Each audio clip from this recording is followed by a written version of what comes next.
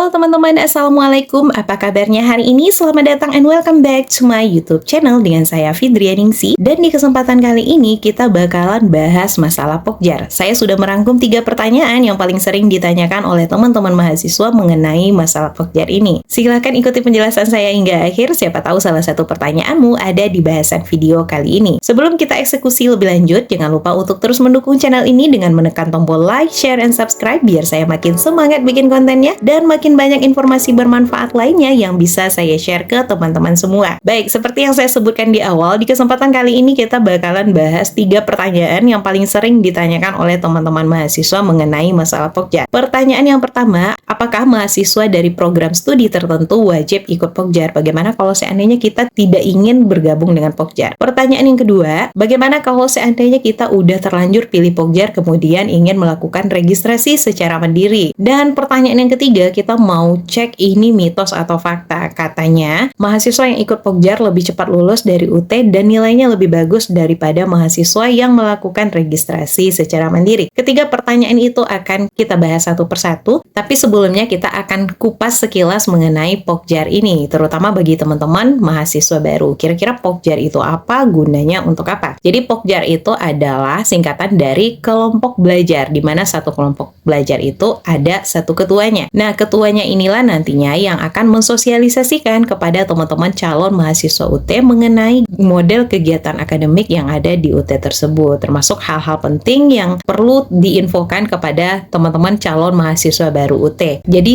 Pokjar itu adalah perpanjangan tangan dari UT untuk hal-hal yang sifatnya administratif. Bagi teman-teman yang lokasinya itu jauh dari UT daerah, maka pihak Pokjar inilah yang nantinya bisa membantu teman-teman untuk mengakses informasi mengenai UT. Jadi fungsi Pokjar yang pertama itu adalah untuk memudahkan urusan administratif mahasiswa UT. Yang kedua itu untuk memudahkan koordinasi bagi teman-teman mahasiswa yang mengikuti layanan tutorial tatap muka. Misal seperti teman-teman yang mengambil program studi yang ada di FKIP atau FST, itu dulu wajib banget ikut Pokjar karena memang mereka itu harus ada kegiatan tutorial tatap mukanya. Pihak Pokjar inilah nantinya yang membantu mengkoordinasikan mengenai jadwal dan juga lokasi untuk pelaksanaan TTM tersebut bagi mahasiswa yang ada di masing-masing wilayah cakupan Pokjar tersebut. Jadi itu 2 fungsi utama dari Pokjar. Kita masuk ke pertanyaan yang pertama. Jadi kalau misalnya kita mengambil program studi manajemen, wajib nggak kita ikut Pokjar? Nah, seperti yang saya jelaskan di awal, kalau teman-teman jenis layanan tutorial yang diambil bukan tutorial tatap muka, berarti teman-teman tidak wajib ikut Pokjar. Masuk ke pertanyaan yang kedua, bagaimana kalau seandainya kita udah terlanjur pilih Pokjar, lalu tiba-tiba pengen mandiri, bisa atau enggak? Bisa. Ada 2 situasi yang menyebabkan teman-teman akhirnya memilih Pokjar. Yang pertama, mungkin dari awal memang teman-teman meminta bantuan Pokjar pada saat melakukan registrasi mahasiswa baru, di mana segala proses yang teman-teman lewati dari awal itu dibantu oleh Pokjar, termasuk melakukan registrasi atau membuatkan akun MyUT-nya. Nah, itu untuk mengubahnya menjadi registrasi secara mandiri. Saya cantumkan linknya di deskripsi, silakan nanti diikuti panduannya di video tersebut. Sedangkan untuk situasi yang kedua, ada mahasiswa baru yang katanya ketika melakukan registrasi secara mandiri di MyUT, teman-teman mahasiswa diwajibkan untuk memilih wilayah Pokjarnya. Kalau misalnya teman-teman diwajibkan untuk memilih wilayah Pokjarnya, itu silakan dipilih aja, tidak masalah. Nanti yang menentukan apakah teman-teman wajib ikut Pokjar atau enggak adalah berdasarkan layanan tutorial yang teman-teman ambil. Apakah teman-teman mengambilnya non-TTM, TTM, atau semi? Itu yang menentukan nantinya apakah teman-teman harus ikut Pokjar atau enggak. Jadi kalau misalnya cuma masalah pengisian data Pokjar aja, itu tidak apa-apa, tidak akan berpengaruh sama sekali ya. Teman-teman tetap bisa melakukan registrasi secara mandiri. Kemudian yang ketiga, kita mau cek ini mitos atau fakta, karena katanya mahasiswa yang ikut Pokjar itu lebih cepat lulus dari UT dan nilainya lebih bagus ketimbang mahasiswa yang melakukan registrasi secara mandiri. Seperti yang saya jelaskan di awal bahwa fungsi utama dari Pokjar itu adalah membantu mahasiswa untuk hal-hal yang sifatnya administratif dan memudahkan koordinasi bagi mahasiswa yang mengambil layanan tutorial tatap muka. Jadi cuma 2 itu aja fungsinya. Jadi ketua Pokjar ini bukanlah dosen yang nantinya akan membantu teman-teman kasih kisi-kisi soal misalnya ya, atau bikin tryout untuk ujian. Enggak yang seperti seperti itu. Jadi, kalau nilai teman-teman bagus ketika ikut Pokjar, berarti itu murni adalah kemampuan teman-teman sendiri. Karena nilai yang ada di UT itu sangat transparan. Sumbernya cuma dua, yaitu nilai tutorial dan juga nilai UAS. Jadi, kalau nilai tutorial teman-teman bagus, nilai UAS teman-teman juga bagus, nah maka nilai teman-teman juga akan bagus. Dan otomatis teman-teman juga akan cepat lulus dari UT. Jadi, sekali lagi ya, bukan Pokjar yang menentukan teman-teman cepat lulus dari UT, atau bukan Pokjar juga yang menentukan nilai teman-teman bagus. Mungkin ada teman-teman yang dengar embel-embel nanti kalau misalnya ikut Pokjar kita dikasih nilai tambah gitu.